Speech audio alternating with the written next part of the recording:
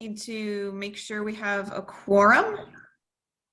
And I think we might need to wait a couple minutes to make sure we have enough people on. Oh, now I see. I think we've got enough now. Okay, great.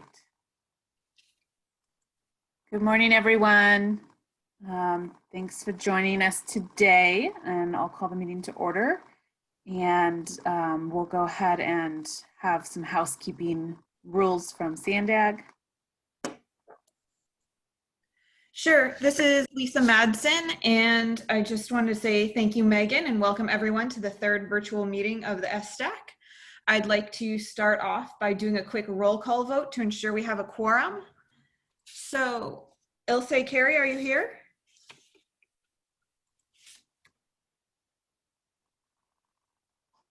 And Lisa, sorry, really quick. We have a few people who've logged in as attendees with a phone number or like a phone name.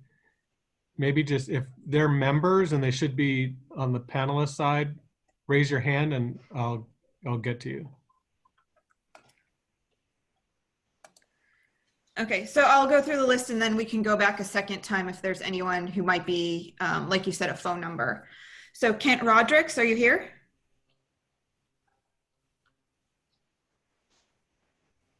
Here. Okay, thank you, Kent. Lori Seagram, I believe she was calling in.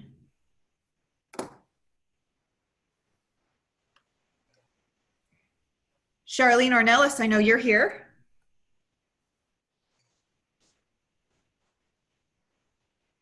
Charlene, can you just say that you're here?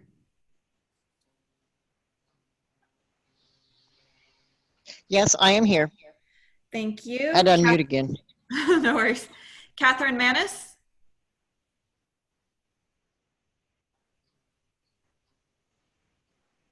Helen Elias.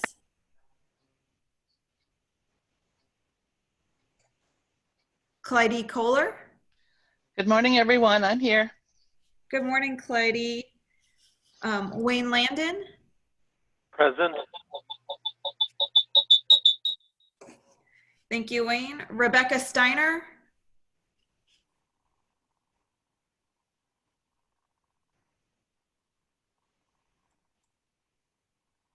Ted Kagan. Here.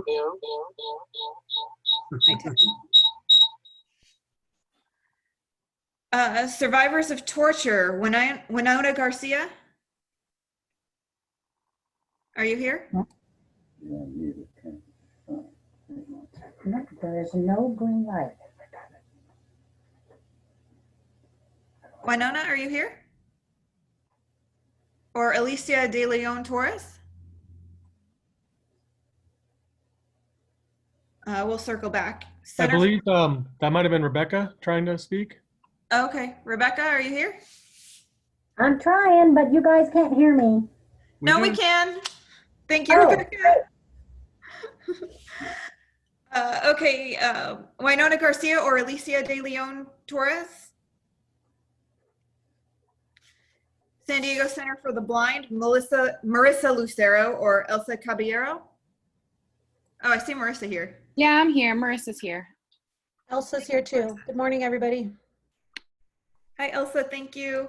Home of Guiding Hands, Todd Shaw or Edward Hershey?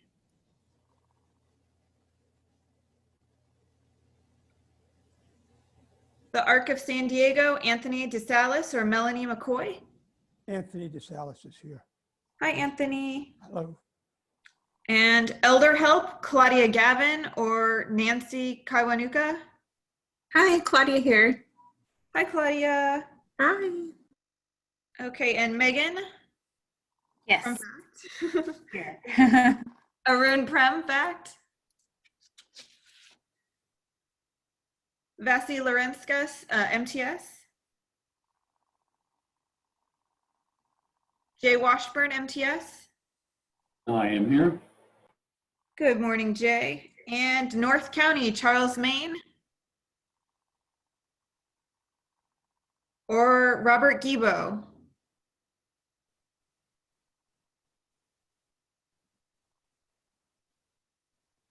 Okay, I'll run through one more time just to make sure we're not missing anybody. Ilse Carey, are you here? Or Lori Seagram?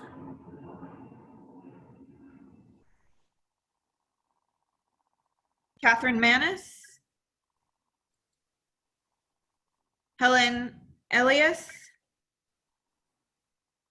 Winona Garcia or Alicia De Leon Torres? Todd Shaw, Ed Hershey, Melanie McCoy, Nancy Kawanuka, Arun Prem, Vasi Lorenska, Charles Main, and Robert Gibo. I think I saw you on. Both NCTD folks are on. Oh, okay. Can I get you guys to unmute? And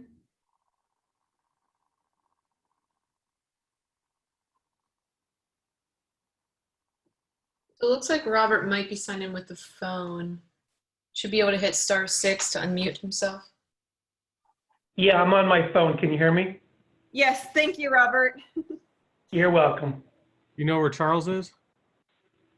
No, I do not. I talked to him like an hour ago, and he said he'd be on. So let me see if I can find him. He's on as well, looks like with the phone. Charles, Oh, on you? I think There you just. go. Can you hear me? Yep, there we go. Yes, Charles, thank you. Yay. Oh my gosh. Okay, great. So Vassie's logging in now. She'll be online in just a second.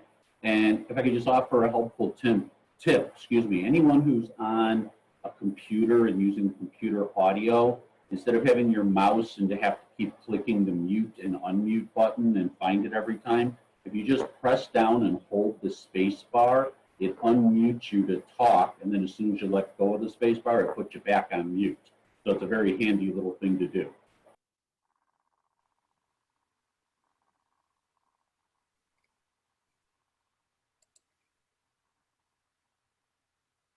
Okay, I'll just give Vasi another second.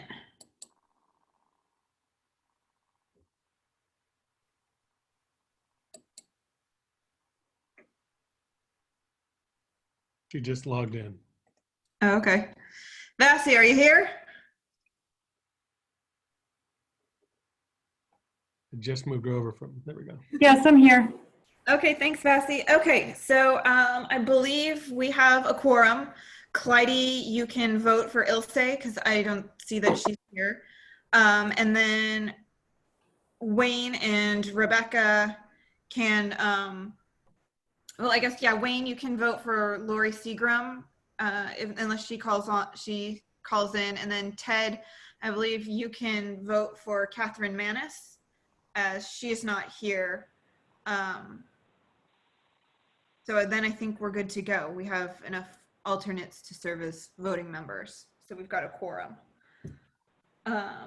Okay, so just a couple more quick notes before we get started. This meeting is being recorded. And lastly, because this is a new process for us all, I'm going to go over with some more basic instructions for both council members and members of the public to participate today. First, for STAC members, if you would like to speak or provide comment, notify staff by 1, clicking your camera on, or 2, asking for permission to speak via the chat box. Please make sure to unmute your microphone to speak, and if you are not speaking, please make sure that your microphone is muted and that your camera is off. For clarity of the record, please identify yourself each time you speak. For voting, by state law, all votes in a teleconference meeting must be by roll call vote. After there has been a motion and a second, I will call for the vote of each member individually, and that member will be unmuted to vote. At the conclusion of voting, the chair will announce the result.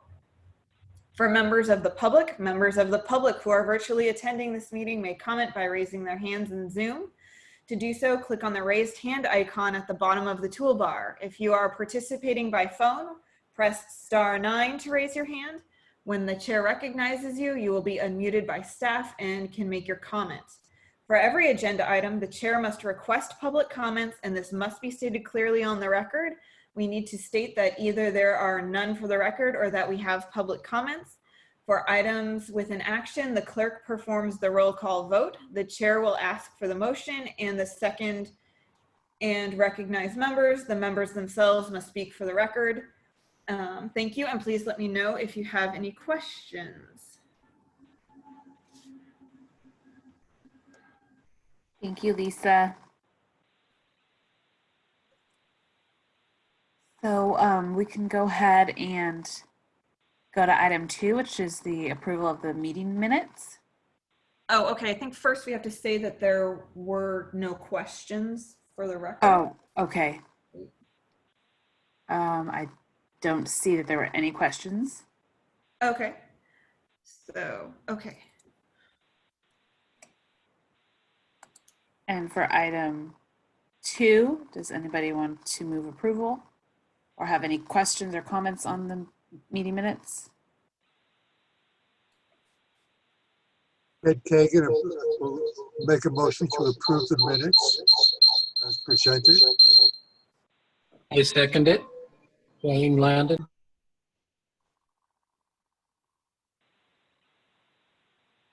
Okay, so that was a motion by Ted and a second by Wayne. Correct. And I see no hands raised for public comment. Okay, I will go ahead and take the vote for the approval of the meeting minutes. Clyde Kohler? Aye. Okay, thank you. Kent Rodricks?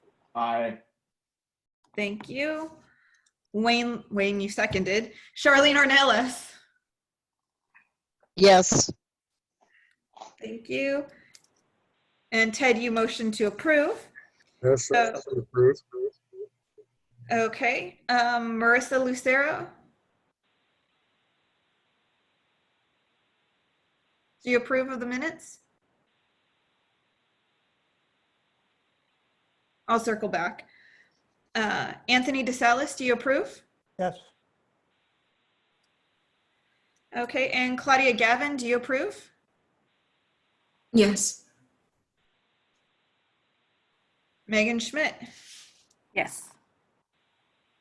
Vassie Lorenska? Yes. Jay Washburn? Yes. Charles Main? Yes. Robert Gibo? Yes. Okay, Marissa Lucero, are you on? And can you approve the minutes? Yes, I approve. Okay, thank you. I believe the minutes are approved. All right, great, thank you. And item number 3 is public comments. Does anyone have member comments or public comments? I see Sharon's hand raised.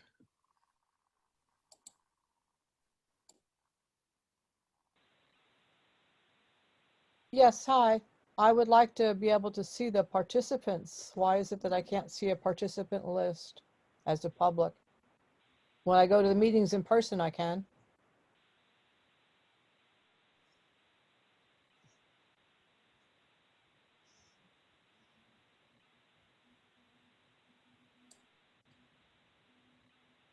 That's a good, I don't know if Kendall or Arthur, do you know how it works with Zoom and public seeing the list of participants?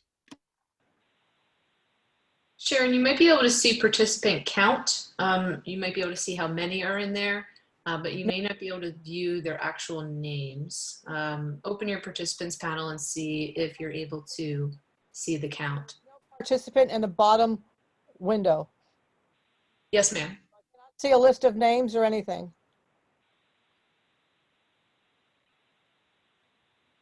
Can you see that there's an account of 11? Everybody. So if I go to a meeting in person, I get to see everybody that's there. Why would this be different? It's simply how Zoom works, that panelists and members are able to view them by name, but a public participant can only see how many are in the meeting in total, not viewing them by name. I cannot see a list of how many are in it.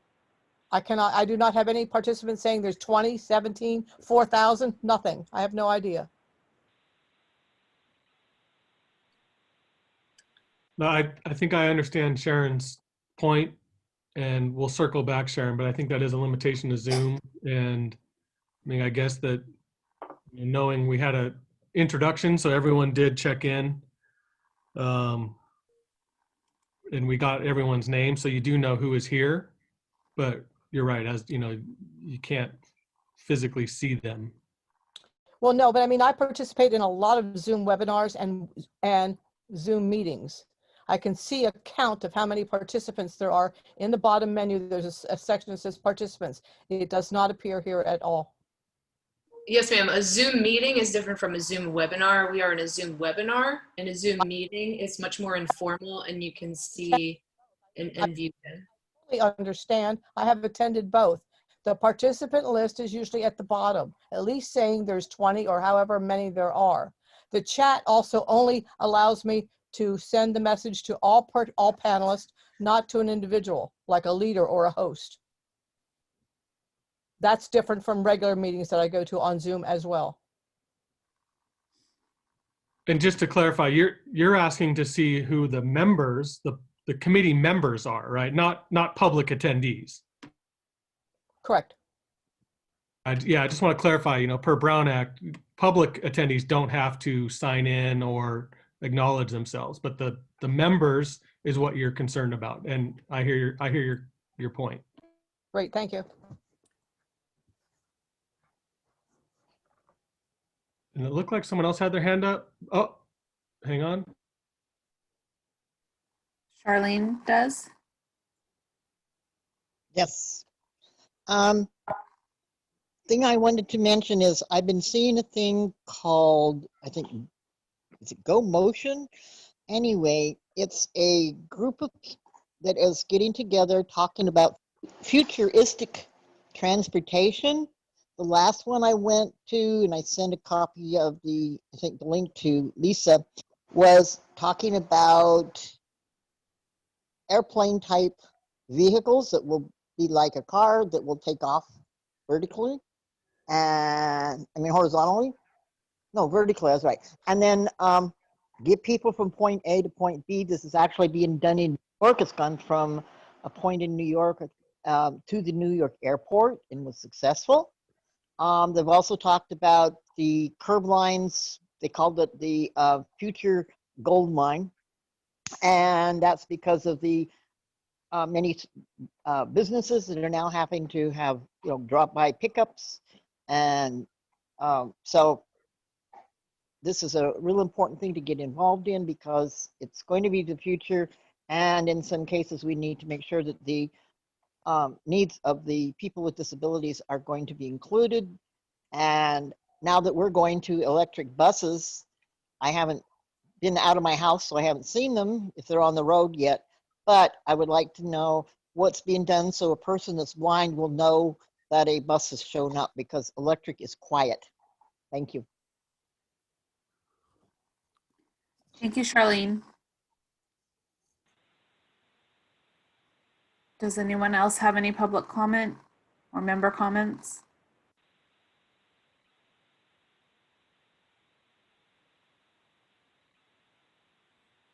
I'm not seeing any further raised hands. Okay. All right. Item number 4 is the staff report from Sandag.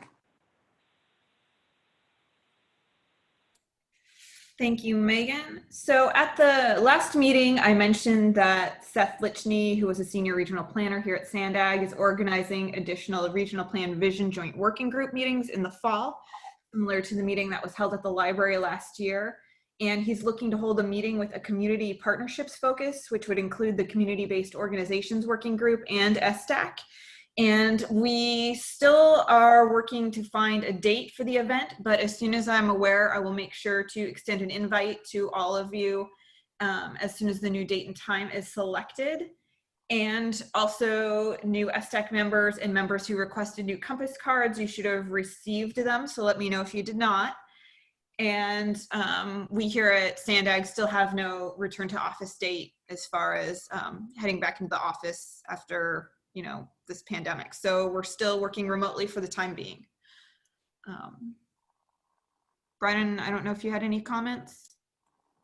Yeah, I was just going to give an update on the California Public Utilities Commission's TNC, the Uber Lyft legislation that is charging 10 cents per ride, and that's meant to go back to the communities to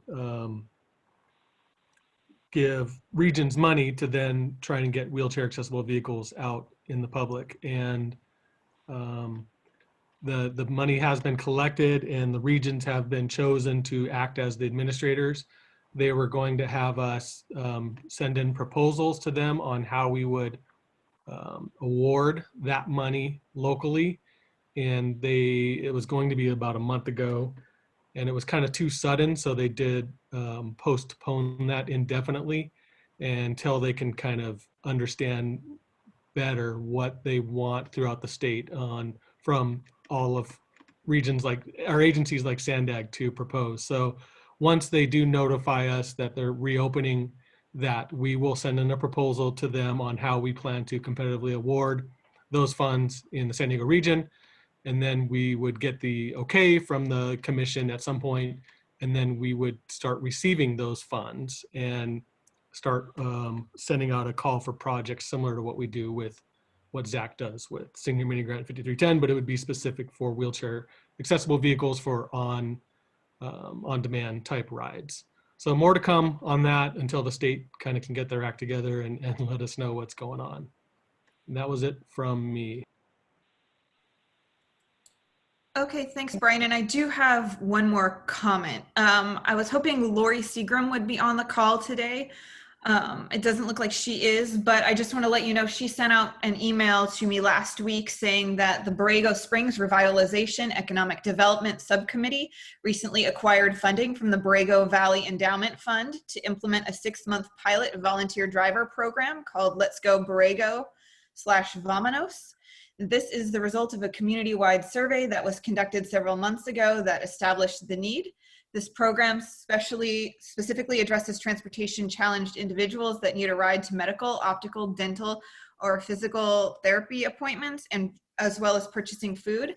The Borrego Springs Senior Center is involved with the implementation of the program, and a reservation can be made by phoning 760-237-8205 or emailing letsgoborrego@gmail.com.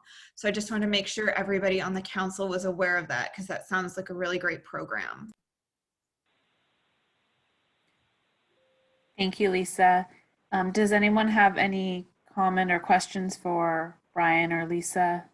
I do see a public member's hand raised. Megan? Adriana?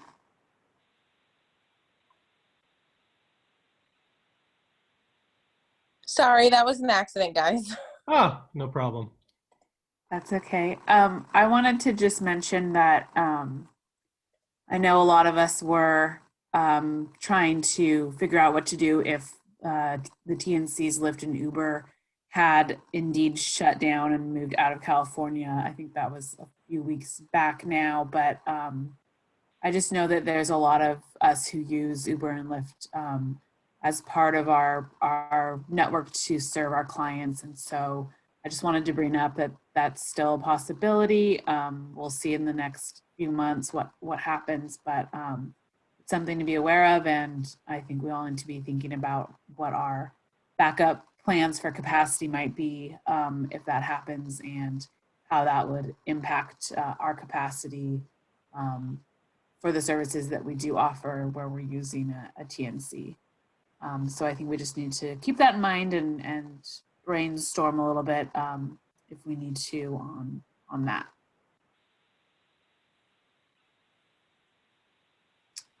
Okay, so I don't see any raised hands. If we can go ahead then and go on to item 5, which is the ensuring accessibility at SANDAG with Elaine Richardson and Dan Levy.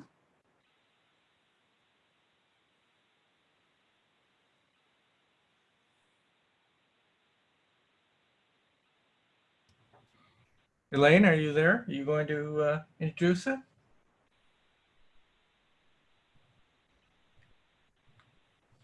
Can you hear me, Lisa? I had to unmute. Sorry about that. Okay, good morning, everyone. This is Elaine Richardson. I'm the Director of Diversity and Equity. Let me just take my video off. And we actually have been working with engineering and construction to kind of map out what our roles and responsibilities are, because we wanted to have a more definitive pathway of how we look at specifications, et cetera, for ADA compliance. And so this is what we've kind of come up with. And I thought that, Dan, you could go through it. Okay, you can see on the screen, we've got a list of what we're doing with the engineering construction. So we've agreed to a roles and responsibility statement between our two divisions, or two departments. Office of Diversity and Equity will review the plans for ADA compliance and those plans are produced by design and construction at the 30%, 60%, and 95% completion. 30% is pretty preliminary, but we can identify what areas they should be paying attention to in terms of ADA compliance.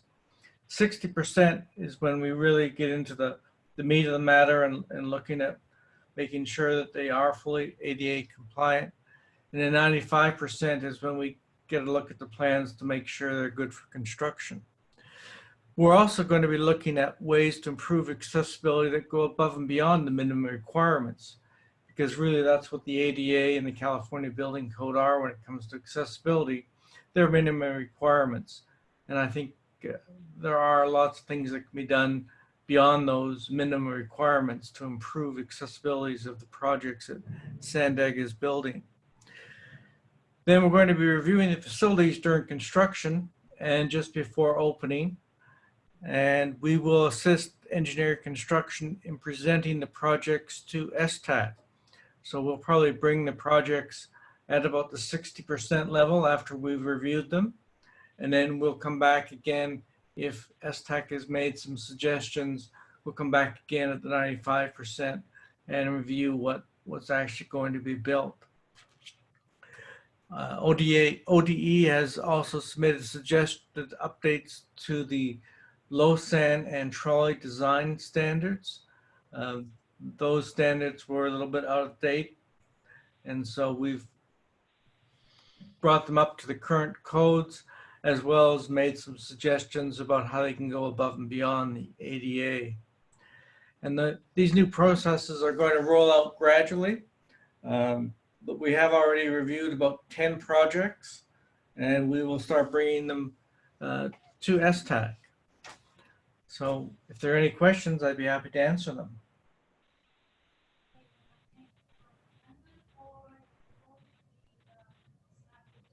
Thank you, Elaine and Dan. I'm looking to see if there's any raised hands. I don't. Oh, Charlene? On my mic. Okay, yes. I'm glad to see the check-in of plans at 30, 60, and 95. That needs to be done. I'm glad also to see that you're going to look at the specifications for the vehicles themselves, because I still have an issue with the ramps on the trolleys, because there is no outer rim or edge to the ramps or plates when they come out, and a person could go off the side of it if they got too far over or something. So that is really an important thing to look at. And I will volunteer myself if there's anything I can do to help out. I'm happy to do it. Thank you. Thank you, Charlene. Thank you. Thanks, Charlene. Does anybody else have any comments or questions?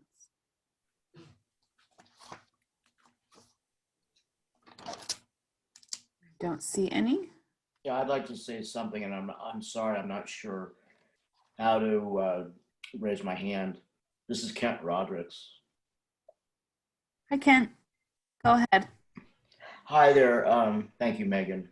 Dan, it's nice to meet you. I'm happy to see this sentence where above and beyond, those are the magic words for me, because I've long advocated for that sort of thing. So thank you very much. You're welcome. You know, I had the same role at Los Angeles Metro, and over the course of my 8 years there, we were able to get quite a few things that went above and beyond the minimum of the ADA. So I know how important it is as well. Well, God bless you for that. And just to second what Charlene said, I'm available if you ever need me, and I hope that you will certainly reach out. Thank you. Thank you. Thanks, Ken. Thank you, Megan. Thank you. Charlene, did you have another question, or is your hand still up from the last comment? I have a second comment to make, and that Okay. is in going above and beyond. One of the big problems that we have is all these digital signs that are in trains at the on platforms and other places that blind people cannot see digital signs. They need to have audio output, and we've made that many years ago, was put into the requests and was supposed to be part of designs. And with new technology, it should not be that hard to do.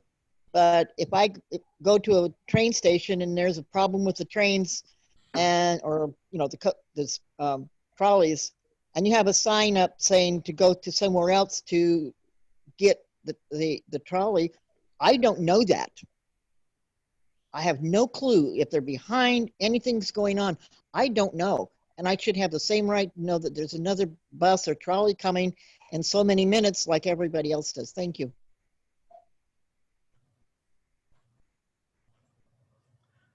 Yeah, thank you, Charlene. We will work on that. You may not know, but the last version of the California building code actually improved the legibility of digital signs. I know that may not help people who are completely blind, but people with visual impairments.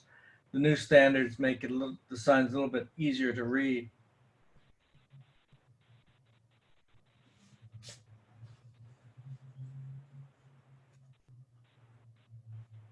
Okay, thank you for those comments. Anyone else?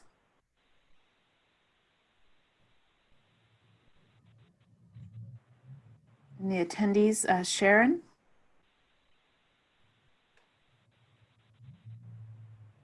Yes, I wanted to support what Charlene said, and also to say that at certain stops like Old Town, if you're boarding the coaster and you're at the disabled area where you can board more easily, if you have a ramp, the signs are way, way far away. There's none located there for that boarding area. So not only is it whether you're blind, which is true, of course, but it's also for people who are visually impaired as well. Maybe not blind, but I can't see from that end to the other end. And even on the campus of UCSD, they only put the electronic signs away from the bus stops. So you really have to walk up to them to be able to see them. So the audio is really important to all. Thank you. Lower hand. I think I lowered hand. Thank you, Sharon.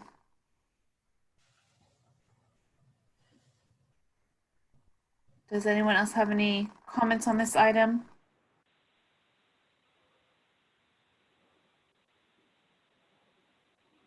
Don't see any. Thank you, Elaine and Dan. Thank you. Thank you. Moving on to item number 6 is the Orange Bikeway with Allison Moss. Yeah, I think that Linda Culp was going to help me kick things off, but I will go ahead and start sharing screen.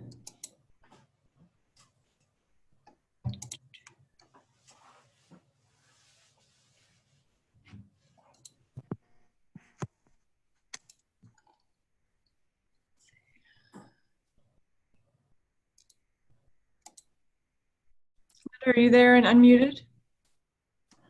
Yeah, good morning, everyone. My name is Linda Culp. You want to go to the next slide, Allison? I am a principal planner at Sandag, and I oversee our Bikeway Corridor program. So happy to be with you today to kind of kick off our next project for review and comment, which is the Orange Bikeway. So I just thought I would give you a little bit of background in terms of our overall program, let you know that active transportation has been a key component of many regional transportation plans over the years. So we update that every few years. And it's also an integral part of the 5 Big Moves and our regional vision work that you may have seen lately. And we're moving it right into development of the 2021 regional plan. So it's been a priority for our board for many years. And in fact, in 2013, our board of directors approved an early action program. And you can see some of the routes on the map and some of the statistics on the slide. But overall, $200 million in our local Transnet sales tax measure. These were or are bicycle, pedestrian, and neighborhood safety funds. So we set aside that amount for this program.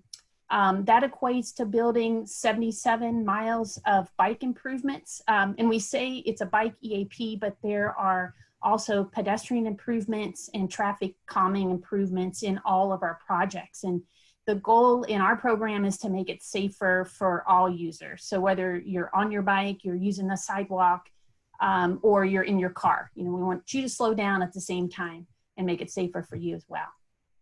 So right now we have about 70 of the 77 miles in the overall program, either open or under some stage of design. That's 90%. We've opened about 9 miles, and examples are sections of the Bayshore Bikeway. You can see on the map that are listed there, or the Coastal Rail Trail. And we have another 16 miles in construction right now. Several of those projects that STAC has reviewed and given us advice on a few years ago, those are now in construction. But we have another 40 miles, more than 40 miles actually, that are in final design, many of them in the city of San Diego. So we're working real closely with the city review and approval process right now for many of those. And so one of those, not quite over there yet, but in a good stage for you to review and give us some advice on, is the Orange Bikeway. So that's sort of an overall of our program. So we're interested, in you learning more about Orange Bikeway today and giving us more of the project level comments, and in order for us to move forward. So I'll stop talking and turn it back over to Allison. Thanks. Thank you, Linda, for providing sort of programmatic background. I sort of stumbled over the first slide, but my name is Allison Moss, and I am the project manager for the Orange Bikeway. Trying to advance my slide. Okay, there we go. So the Orange Bikeway is one of 6 projects in the North Park Mid-City network of bikeways. It used to be part of the Howard Bikeway, but some sort of community-driven redesign caused us to pause for a minute and look at some different design solutions. So you see it is there meeting up with Howard Avenue just west of the 805 freeway, extending eastward to Estrella Avenue, where the project connects to the University Avenue Bikeway. Really a kind of critical and central piece in this network. In general, like all of our projects, the foundation for design of this project was, if it's a fast street, we're physically separating people from moving traffic. And if it is more of a residential context, we're doing a lot of traffic calming. So I would say Orange Avenue, Howard and Orange Avenue are interesting because they are primarily residential streets, but they have historically experienced a lot of cut-through traffic.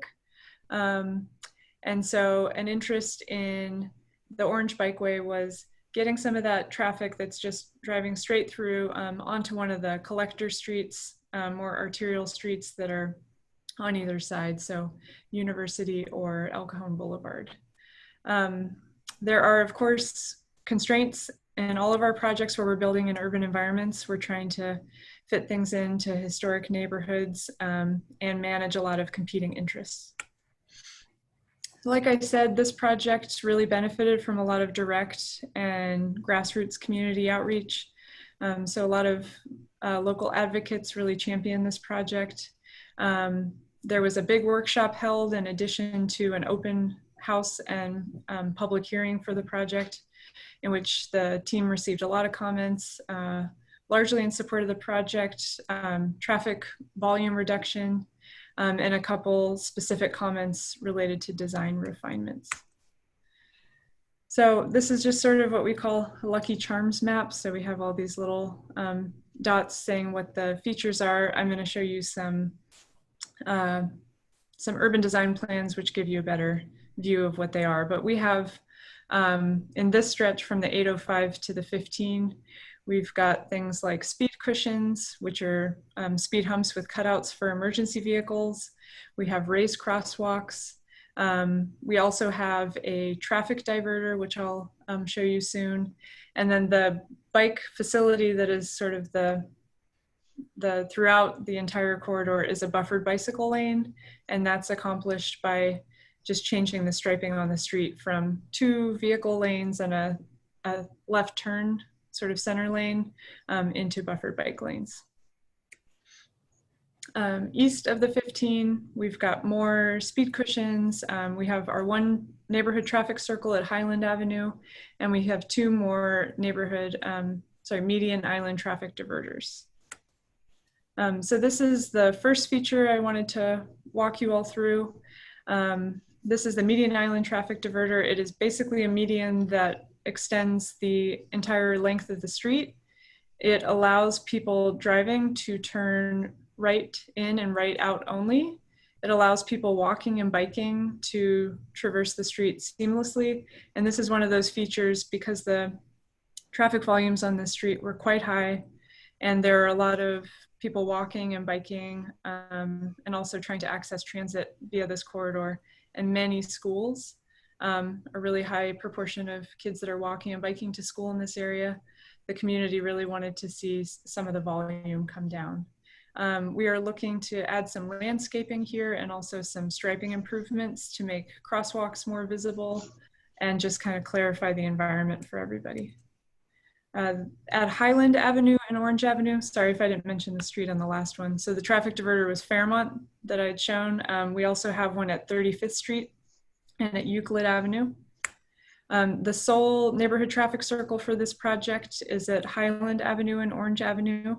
It's fully mountable because we sort of analyzed neighborhood connectivity and geometry and determined that we would need to provide people access to drive over it if needed.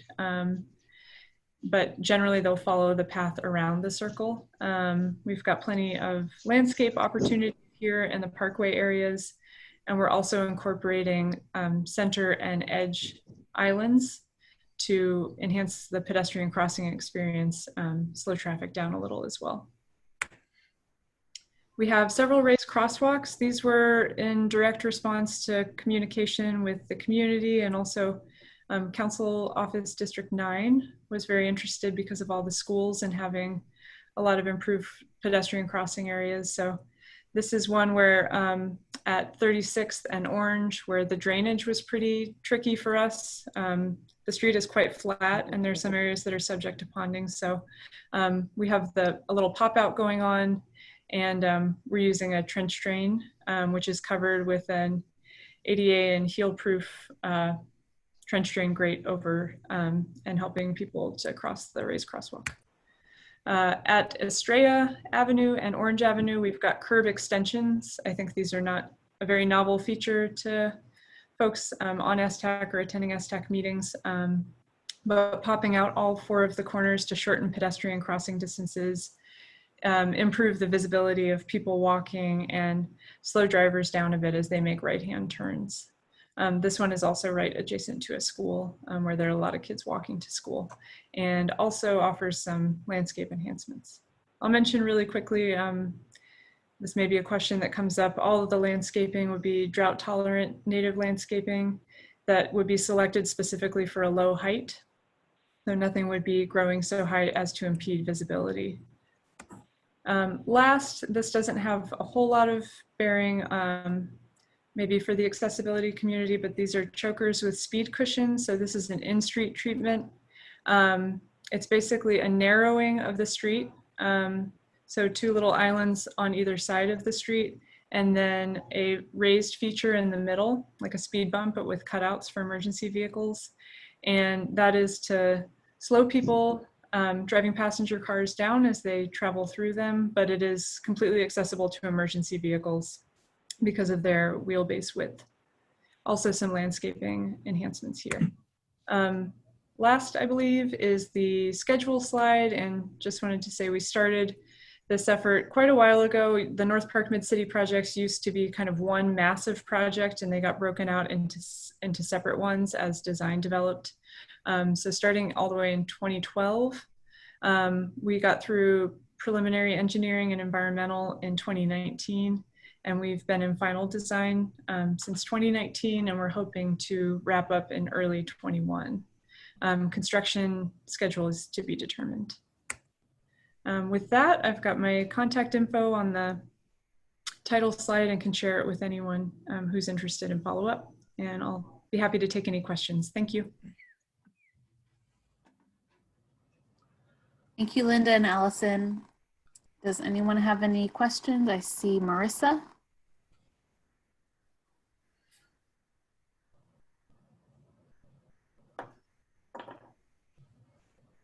Chair, I believe Charlene had her hand up early in the presentation. Okay, Charlene. Yes, How, I noticed on some your slides you had class 1, it looked like. How did you figure the classes? And then I have a comment. I like the idea that what you were showing had a lot of pedestrians on sidewalks and not in the middle of the streets. And then for the elevated crosswalks, if a blind person or anybody gets too far to the sides of the raised area, what kind of a slope down or what kind of a hazard does that create? Thank you. Okay, so the first comment, you mentioned a class 1. I'm not sure, do you recall what slide that was? Because what we were proposing is it's a bicycle lane, but it's buffered with some extra striped paint. Class 1 was on the very first slide, and it showed the class 1 where it was showing the whole route, the full extent of the bikeway. Okay. And it showed a class 1, I think even twice. One was priority, and I was wondering how you came up with class 1 and what the classes were. I'm not seeing, Linda, did you happen to see what Charlene is referring to? The first slide, the very first slide you did. Oh, okay. There you go. This one. Yeah. Okay, so in this case, Orange is one of these. We have kind of this dense network in the North Park Mid-City area, and so these are designated high priority projects. And so there was a selection process where several of the early action program projects were kind of put up top and at the front. And I think that was for reasons of connectivity, propensity for people to be using them and then for them to make a bigger difference. And then the class 1s tend to be more along freeways, around the bay, potentially along a rail line. Those are kind of off the street, and a lot of the projects that are the quote high priority projects, those are more on street. Okay, what about the raised crosswalks? Yeah, so the raised crosswalks, all I can say, and this is maybe to Dan's point about not just meeting the standard, but going above and beyond. So all I can say at this point is that they would have been designed to standards. If there is an above and beyond component that we should be aware of, we are going to be working with Dan in the office to gather input. But if there's any particular feature that someone on the call in the meeting today would like to mention, I'd be happy to jot down a note and to look into it. Yeah, my concern is if a person is walking, using a raised crosswalk, and they get too far to the edges of the crosswalk, is there like a step down, kind of a steep, I mean, there'll be beveled, I know, but is it kind of a steep step down so it could be, surprised? Is it how big of a step down would it be? Is this just a gradual slope? It's beveled. It's not incredibly steep because motor vehicles are traveling over them. The crosswalk itself, I think, will be about 10 feet wide. So I think if somebody is using the truncated domes to align themselves, there's not a whole lot of risk of someone going astray. But I can look up the specifications if you want. and have like Lisa follow up with you. It might be an idea to use the thermoplast guide strips on the raised crosswalks so that blind people can stay within the center of it and not get drifted.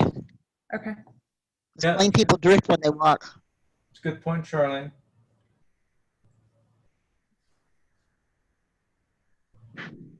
Does anyone know of any instances that those have been implemented in the city on a surface that's driven over like quite a lot? UPS and Park Boulevard. Okay. It's on all four legs. And we got buses, big buses, trucks, everything. Okay. Up by Roosevelt Junior Middle School. Okay. Thank you.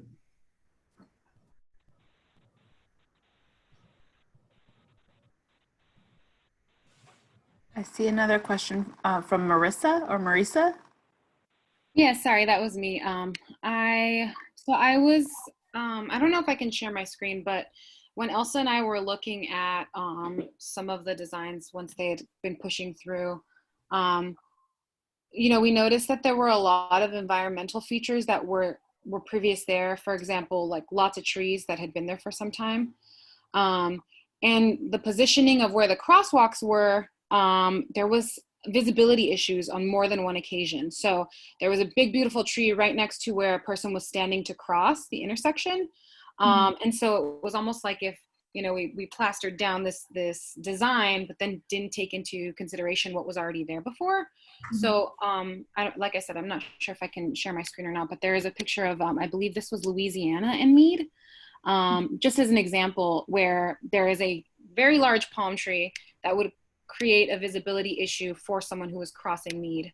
And just on the other side of Louisiana was another tree that was there that would cause a visibility issue. So just something that I'm curious if we're looking at in the designs, if that visibility issue is being looked at. I obviously don't want to cut down trees because that's not what we're trying to do, but you know, just taking into consideration what's already there and how that's going to impact the design and pedestrians. Yeah, so I would say that definitely the design engineers are doing sightline analysis to ensure that there's visibility when people are, you know, exiting or I guess exiting the sidewalk and entering the street. I'm not sure about that particular location. I do know that there are many strong competing interests in these neighborhood-based projects. And so one of them is, of course, not cutting down mature trees if it's not needed. So in this project in Orange Bikeway, I'm sure that every crosswalk, there's a sightline analysis in terms of the visibility of the person exiting. At this particular location, the visibility would be better because we're using these pop-outs to get people out away from the existing sidewalk. But there are many reasons also that a crosswalk is sited in a particular location. So we're trying to put them where the demand is, and same for, you know, neighborhood traffic circles or the diverters.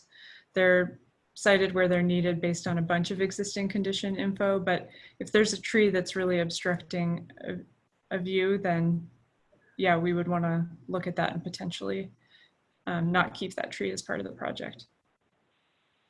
Okay, thank you.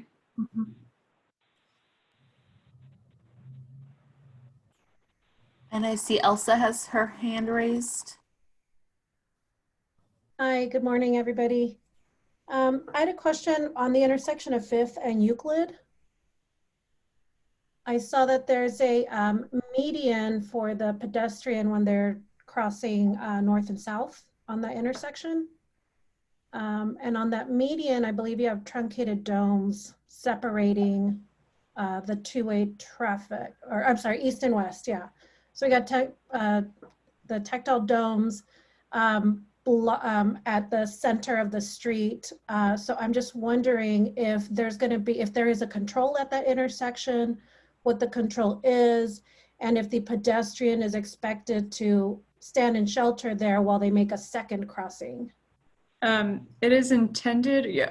So I think you said 5th and Euclid, but any case, we have one proposed for Orange and Euclid, and the slide is showing Fairmont, but the design is mostly the same. So I think I can So I'm pulling up Fairmont and Orange. But yes, there is a sort of median that could be used as a refuge. I believe the intention is just to make the crossing in one motion. It's not a very wide intersection. And today, I think accommodates people crossing in one movement. But I'll ask the designer, because there is that median that could be used as a refuge if we have a push button at this location. Okay, It's a good comment, thank you. you're welcome.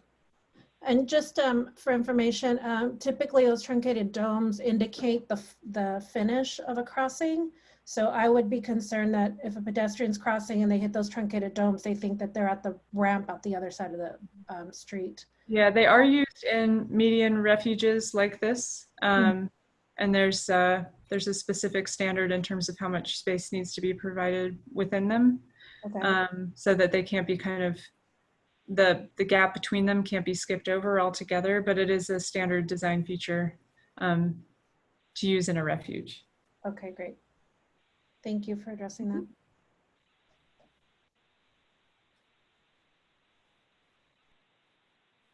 Does anyone have any other questions or comments on this item?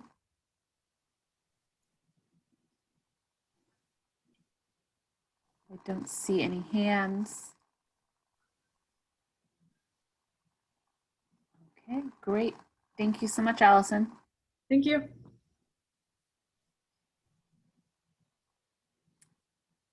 All right, so item number 7 is the Specialized Transportation Grant Program, Proposed 2020 Program Management Plan with Zach.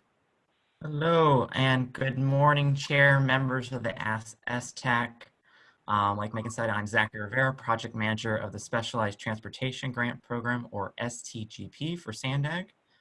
The Specialized Transportation Grant Program is a competitive grant program administered by SANDAG that funds nonprofit organizations, jurisdictions, and other local partners to provide specialized transportation services to seniors and individuals with disabilities in our region. The STGP is comprised of the local Transnet-funded Senior Mini Grant and Federal Transit Administration, or FTA, Section 5310 programs. To administer the Section 5310 program on behalf of the FTA for the region, SANDAG is required to maintain a Program Management Plan, or PMP, which is a comprehensive document that describes SANDAG's policies and procedures for administering the STGP. So SANDAG holds a competitive process or call for projects to distribute available funding through the STGP, usually every 2 years. And this year, SANDAG released the Cycle 11 call for projects on July 31st. So in conjunction with the release of the Cycle 11 call for projects, SANDAG staff revised the PMP to reflect improved grant management practices, provide better guidance to applicants and grantees, and update eligibility and evaluation criteria set by SANDAG's Board of Directors. The most recent PMP update was in April of 2018. And so a summary of the proposed changes is in attachment 1 of the staff report included in the agenda package today. Since specialized transportation is within the purview of the STAC, staff wanted not only to inform you of the PMP and its role in the STGP, but also solicit your input regarding the proposed changes. So members of the STAC, as well as members of the public, are encouraged to review the 2020 draft PMP and provide comments via a comment form available at www.sandag.org/STGP. Again, that's www.sandag.org/STGP. You may also email me your comments if you have any. My email address is in the agenda package for this item. Any public comments received by September 25th will be shared with the Transportation Committee when it considers adoption of the final 2020 PMP slated for October 16th. So that concludes the staff report, but I'm happy to jot down any comments or entertain any questions you may have at this time. Thank you. Thanks, Zach. Does anyone have any comments or questions?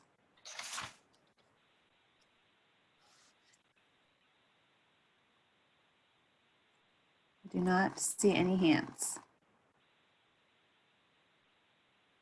All right. Item 8 is the chair and vice chair selection for this next year. Do we have anybody who wants to make a nomination on chair or vice chair from the members? I do have a nomination myself for Jay, our current vice chair, to be promoted, if you will, to chair.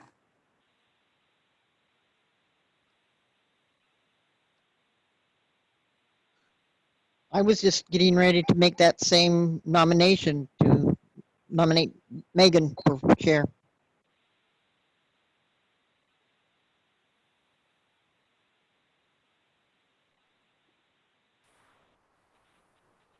I would nominate Megan for vice chair or chair, either one, if she promises to take the chair back next year.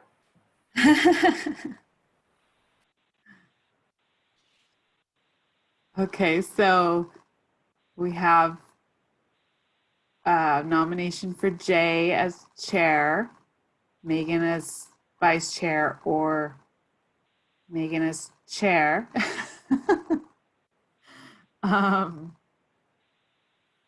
Does anybody else have any nominations, or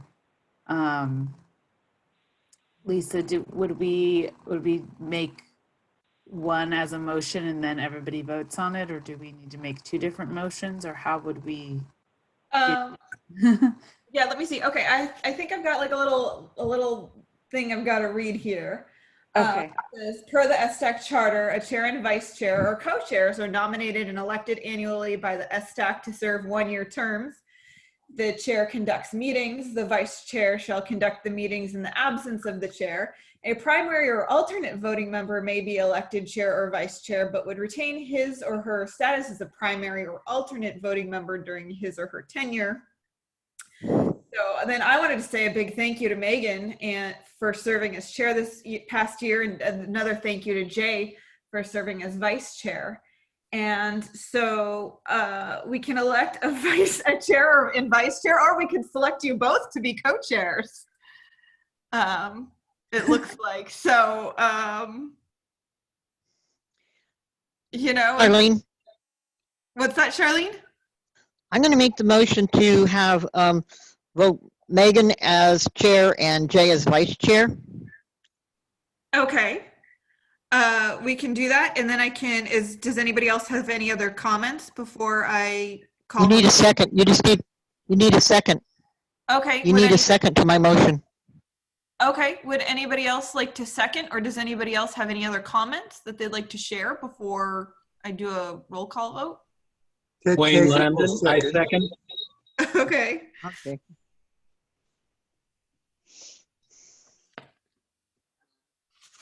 Okay, so I've got a first from Charlene and a second from Wayne for Megan to remain as chair and Jay to remain as vice chair.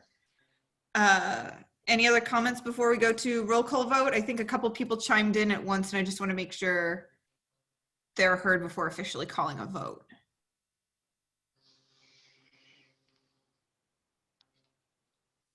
Okay, hearing no additional comments, I'll go ahead and call for the roll call. So, Clyde. I support that nomination. I vote aye. Okay, thank you, Clyde. And then Kent. Yes, I definitely yes. Okay, thank you, Kent. And then. Hang on, Lisa. Lisa, that was Ted, I believe. Oh, Ted? Oh, okay, I'm sorry. I'm sorry, Kent, do you support?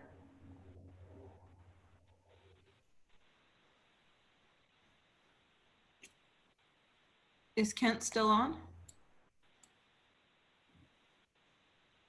He did say yes.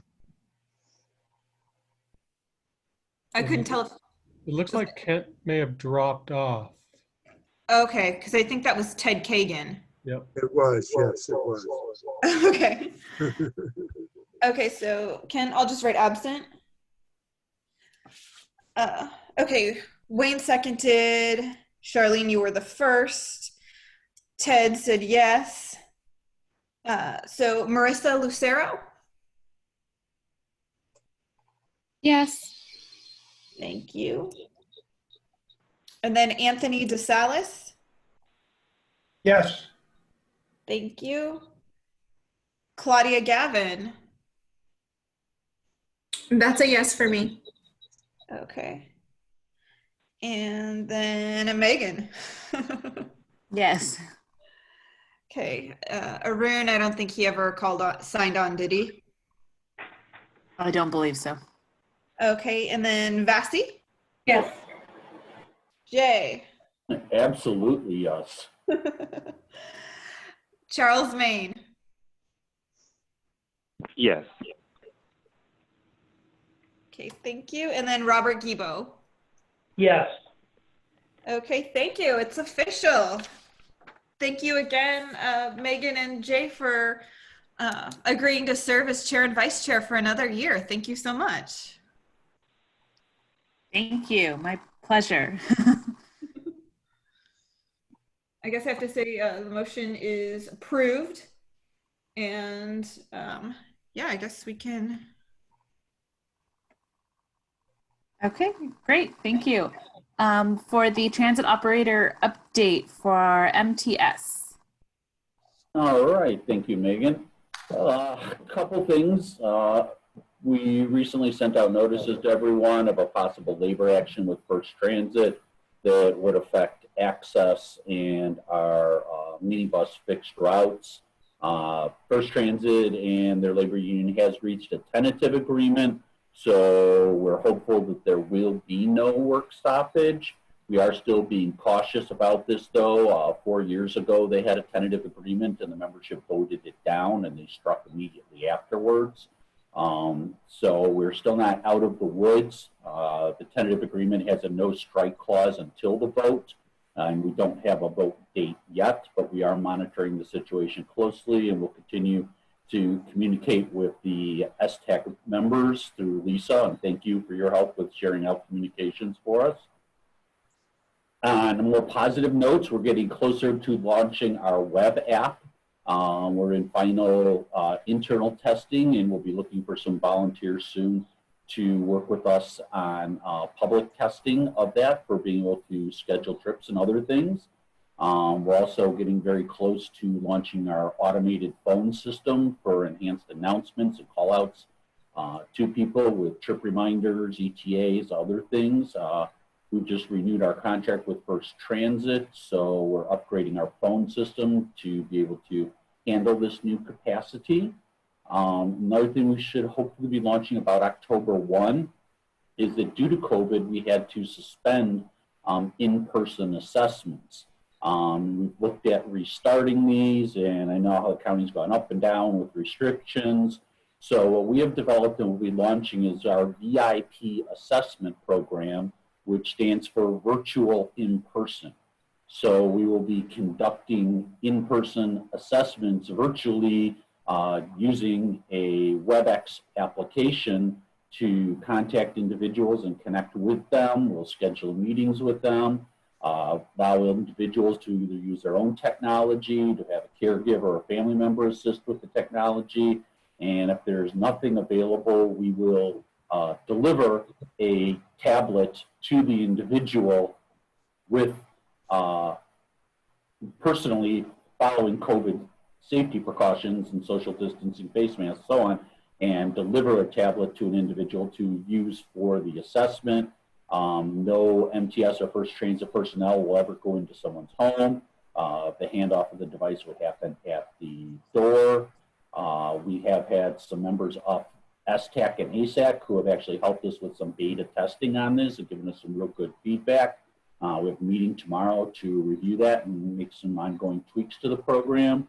But we feel this will be a very good add-on to help us make good evaluations for individuals, not have to keep doing temporary extensions, maintain the integrity of our assessment process, and also, meet social distancing and COVID standards for, again, I don't think any of us really know how much longer this is going to be ongoing. So with that, I'd be glad to answer any questions. Thank you, Jay. I do see a question or a comment from Sharon.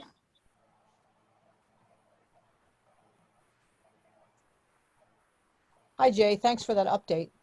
I have a question regarding the assessment. I will speak of myself, which I can do easily, of course, is I'll be 75 next month. And the COVID also affects my ability to travel on mass transit a little more frequently, besides having the cancer diagnosis and treatment going on. So will assessment take into consideration that what was once possibly safer is no longer as safe as it was because of underlying conditions tying in with COVID and the qualifications? As long as someone is able to travel and utilize public transit and wear a face mask, we will take all information into consideration as part of the decision-making process, but there are no specific protocols that have been put out by the ADA or FTA or anyone regarding any special consideration or guidelines for anything like that.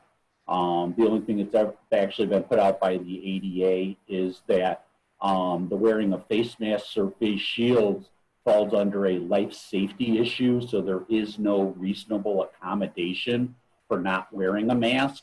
So services can be denied to individuals because there is no ADA accommodation for not wearing a mask.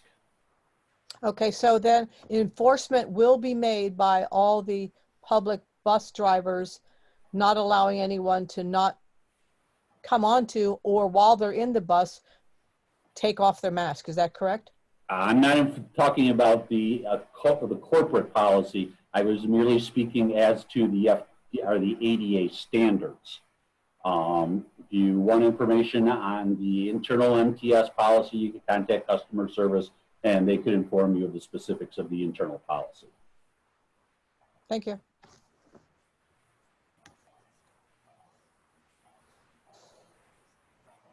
All right, I see another hand from Charlene.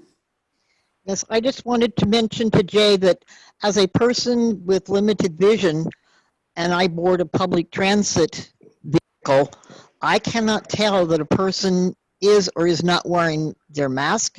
And I've been told by somebody who's been on buses that, the driver has a lot to watch with driving. They do make sure they have the mask on when they enter the bus and they're entering through the back door, but people are then pulling off the masks, and a person who has limited vision cannot tell that and may find it better to ride the paratransit at that point. Thank you. Thank you for your input.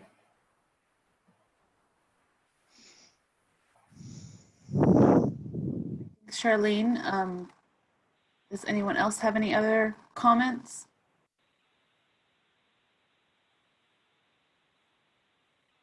Okay, I don't see anyone. Thanks, Jay. Did Bassie have anything she wanted to say? Yeah, the only thing I wanted to mention is that we do have our September service change, which is effective this Sunday, the 20th. Thanks, Bassie. All right, and for NCTD, Robert? Yes.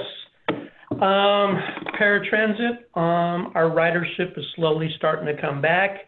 Our ridership is down 74% over last year, but in the last 8 weeks, it's come up from 87 to 74%. So we're starting to see ridership come back on the weekdays. Saturdays, we're down 30% over the same time last year. and Sunday we're down 51% over the same time last year. So Sundays we're down 51%, but 8 weeks ago we were down 92%. So we're slowly seeing it come back. Like MTS, our paratransit contractors are going through labor negotiations with MV. So we anticipate there'll be no problems, no work stoppage, but if anything were to happen, we'll let you know. They've been negotiating now for a few months, and they're continuing to move forward. And that's pretty much all I have right now. Thanks, Robert. And Charles? Yes, hi, Charles Main with NCTD. On the fixed route side, just a couple items. On Sunday, October 4th, we will have a schedule change for Breeze service. These will just be minor scheduling tweaks to improve the running times as well as connections with other routes. So again, that's Sunday, October 4th. And then for Coaster, that continues to operate at reduced service. We do not have a date as to when full service will return, but we will make sure that we inform you once we have additional information. And so that's all I have on the fixed route side. Thank you, Charles. Does anyone have any questions for Robert or Charles? Charlene? Charles, when will the new engines be put on the Coaster line? Good question. I will need to get a specific date for you. I don't have that on hand, but I can get that for you.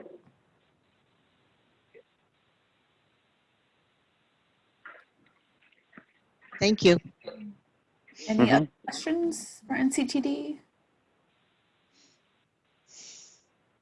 Don't see anyone. Okay, thank you.